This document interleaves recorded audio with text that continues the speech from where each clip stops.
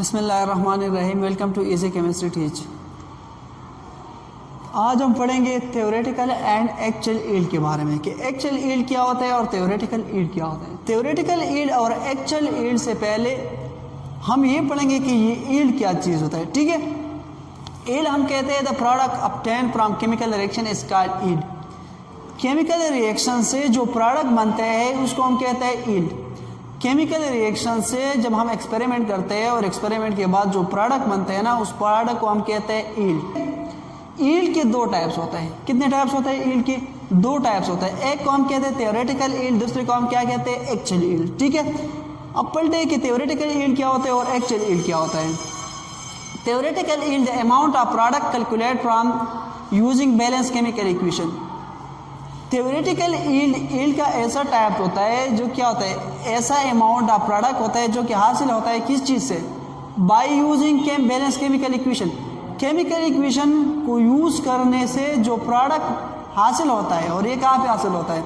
जब हम chemical reaction करते हैं कुछ जाने से पहले हम क्या करते हैं, पेज और बॉल पॉइंट लेके बैलेंस केमिकल इक्वेशन से हम ये रिएक्शन करते हैं कि आया ये रिएक्शन हो सकता है या नहीं हो सकता, और अगर ये रिएक्शन हो सकता है तो इससे कितना प्रोडक्ट बनेगा और कितना रिएक्टेंट मैंने लेना पड़ेगा। ठीक है, तो हम थ्योरेटिकली पेज पे ये कैलकुलेट करेंगे बैलेंस केमिकल इक्वेशन से। जब हम ये कैलकुलेट करते हैं और उसके बाद जो प्रोडक्ट बनता है ना पेज पर, तो इसको हम कहते हैं थ्योरेटिकल ईल्ड। ठीक है, दूसरा होता है एक्चुअल ईल्ड।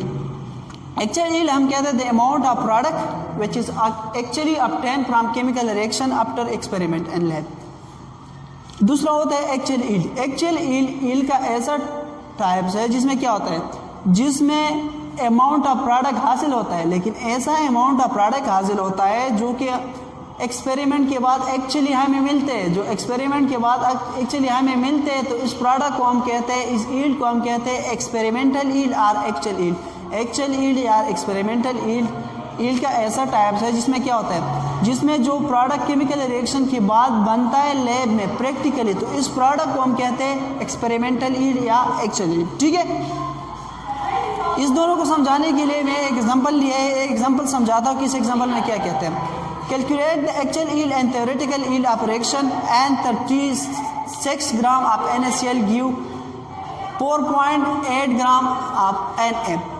एक केमिकल रिएक्शन है और इस केमिकल रिएक्शन में हमें कहते हैं कि हमने क्या लिया है, 13.6 ग्राम ऑफ NaCl लिया है, सोडियम क्लोराइड, और ये हमें देता है एक्चुअल में कितना, 4.8 ग्राम ऑफ Na देता है। और हमने कैलकुलेट करना है कि इस रिएक्शन का थ्योरेटिकल ईल्ड क्या होगा और एक्चुअल ईल्ड क्या होगा, और इसके साथ इसका परसेंटेज ऑफ ईल्ड हम भी कैलकुलेट करेंगे। ठीक है, तो पहले मैंने थ्योरेटिकल ईल्ड कैलकुलेट करना है कि थ्योरेटिकल ईल्ड मुझे कितना दे। बैलेंस केमिकल इक्वेशन से, बैलेंस केमिकल इक्वेशन से मुझे पता है कि Na और Cl कंबाइन करके क्या बनाता है, NaCl बनाता है। ठीक है, तो इससे ये पता चलता है कि 1 मोल ऑफ सोडियम जो है, क्या 1 मोल ऑफ सोडियम जो है ये हमें देता है 1 मोल ऑफ NaCl देता है। 1 मोल ऑफ सोडियम जो है ये हमें देता है 1 मोल आप NaCl देते हैं। ठीक है, 1 मोल ऑफ सोडियम कितना देता है, 1 मोल ऑफ NaCl देता है। ठीक है,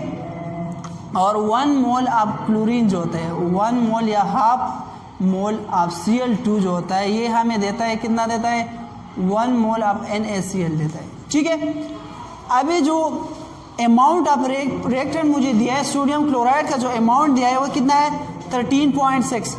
जो मास है सोडियम क्लोराइड का ये कितना है, 13.6 ग्राम। ठीक है, 13.6 ग्राम मुझे दिया है।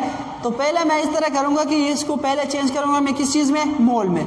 तो मोल का जो फार्मूला होता है वो क्या होता है, N = mass N gram divide by molar mass. ठीक है, तो इस फार्मूले में दो चीज़ें हैं, एक है मास, दूसरा क्या है, मोलर मास।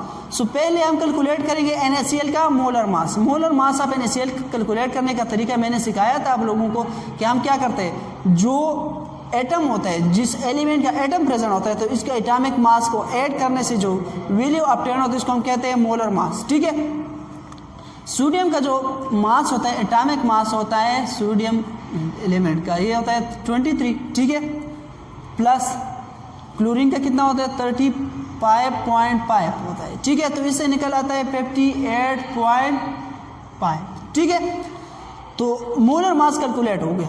अब हम इस तरह करेंगे कि नंबर ऑफ मोल को फाइंड करने के लिए हम क्या करेंगे, मास जो है 13.6 ग्राम है, ठीक है, इसको डिवाइड करेंगे 58.5 से, ठीक है, इससे निकल आता है तकरीबन 0.23 ग्राम पर मोल, ठीक है। तो मैंने कैलकुलेट किया, क्या कैलकुलेट किया, नंबर ऑफ मोल जो मास मुझे दिया था उसका नंबर ऑफ मोल मैंने क्या किया, कैलकुलेट किया, ठीक है। अब हमें मुझे पता चला है कि जो सोडियम क्लोराइड का कितना मोल है, सोडियम क्लोराइड के मोल नंबर कितना है, ये है 0.3, कितना है 0.23 है, ठीक है, 0.23 मोल है, ठीक है। तो बैलेंस केमिकल इक्वेशन से मुझे ये पता चलता है कि 1 मोल मुझे 1 मोल सोडियम क्लोराइड देता है। 1 मोल ऑफ सोडियम क्लोराइड कितना देता है, 1 मोल ऑफ सोडियम क्लोराइड जो है 1 मोल ऑफ NaCl ये मुझे कितना देते हैं, 1 मोल ऑफ Na देता है, 1 मोल ऑफ सोडियम देता है, ठीक है। तो 0.23 जो होगा ये 0.23 मुझे देगा, कितना देगा, ये मुझे देगा 1 मोल में से कितना देते हैं, 1 मोल, ठीक है। तो इसके साथ हम मल्टीप्लाई करेंगे या 0.23, जब हम ये करेंगे तो इससे तकरीबन आ जाएगा 0.23 मोल, कितना आ जाएगा 0.23 मोल।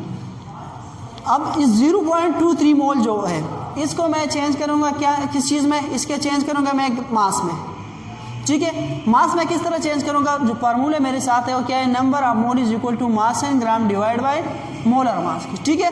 अब मुझे मेरे पास नंबर ऑफ मोल भी प्रेजेंट है और जो मोलर मास है ये भी बताए, तो मुझे क्या करना है, मास कैलकुलेट करना है। मास कैलकुलेट करने के लिए मैं क्या करूंगा, m को दोनों साइड से मल्टीप्लाई करूंगा, m को दोनों साइड जो मोलर मास है या मल्टीप्लाई करूंगा, तो इससे क्या आ जाएगा, जो मास है मास आ जाएगा ये molar mass multiplied by number of मोल, ठीक है। अब मेरे पास जो मोल है कितना है, 0.23 है, और मास कितना है, मास जो है मास मैं कैलकुलेट करूंगा, इसका किस तरह कैलकुलेट करूंगा, ये कैलकुलेट करूंगा number of mole is equal to जो मोलर मास है उसका कितना है, मोलर मास है 23, ठीक है, इसको मल्टीप्लाई करूंगा 0.23 के साथ। जब ये मल्टीप्लिकेशन मैं करूंगा तो इससे निकल आता है तकरीबन 5.146 ग्राम।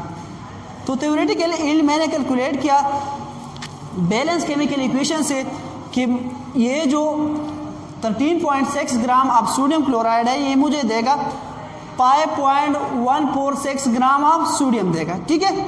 लेकिन जो एक्चुअल यील्ड है, एक्सपेरिमेंटल यील्ड है, ये मुझे कहता है कि ये हमें कितना देता है, 4.8 ग्राम।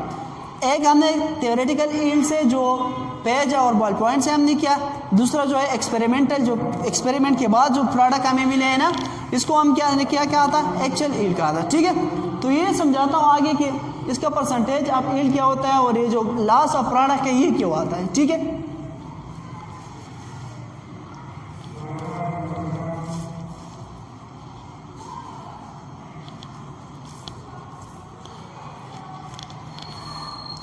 यहाँ पे जो मास ऑफ Na है ना, मास ऑफ Na सोडियम, ठीक है, यहाँ क्या कितना 5.4146, ठीक है। और जो एक्सपेरिमेंटल मिला है, जो एक्सपेरिमेंट के बाद मुझे मिला है वो कितना है, ये क्या है, ये थ्योरेटिकल, इसको मैं T कहूँगा। जो एक्सपेरिमेंट है, एक्सपेरिमेंट मास ऑफ जो एक्सपेरिमेंट के बाद मुझे मिला है वो कितना है, वो है तकरीबन 4.8, ठीक है, 4.8 ग्राम, ठीक है। अब मैं इस तरह करूँगा कि ये जो थ्योरेटिकल यील्ड और एक्सपेरिमेंटल यील्ड है इसका परसेंटेज मैं कैलकुलेट करूँगा कि लेते हैं। जो परसेंटेज ऑफ यील्ड होता है, परसेंटेज ऑफ यील्ड ये बराबर होता है एक्सपेरिमेंटल, ठीक है, एक्सपेरिमेंटल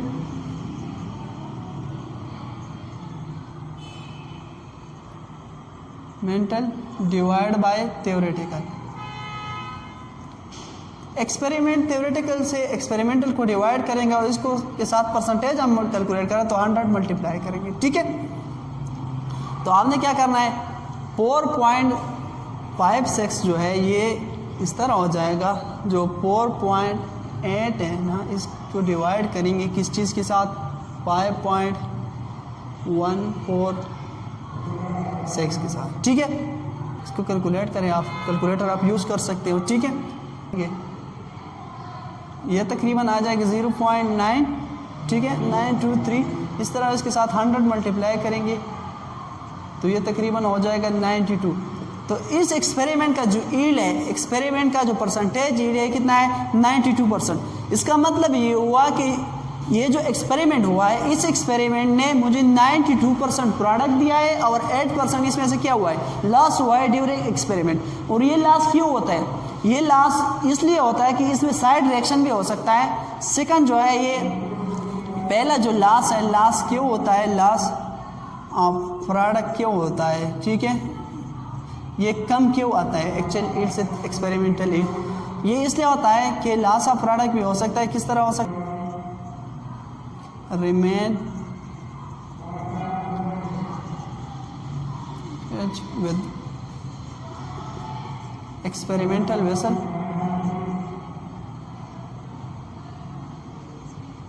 एक्सपेरिमेंटल जिस चीज़ में हम एक्सपेरिमेंट करते हैं ना, तो उसके साथ रिमेन अटैच हो सकता है। थर्ड वन जो है साइड रिएक्शन में भी, अगर साइड रिएक्शन भी हो सकता है। तो ये 2-3 वजूहात है जिसकी वजह से जो एक्सपेरिमेंटल ईल्ड है ना, ये थ्योरेटिकल ईल्ड से कम होता है, साइड रिएक्शन में भी आकर, ठीक है।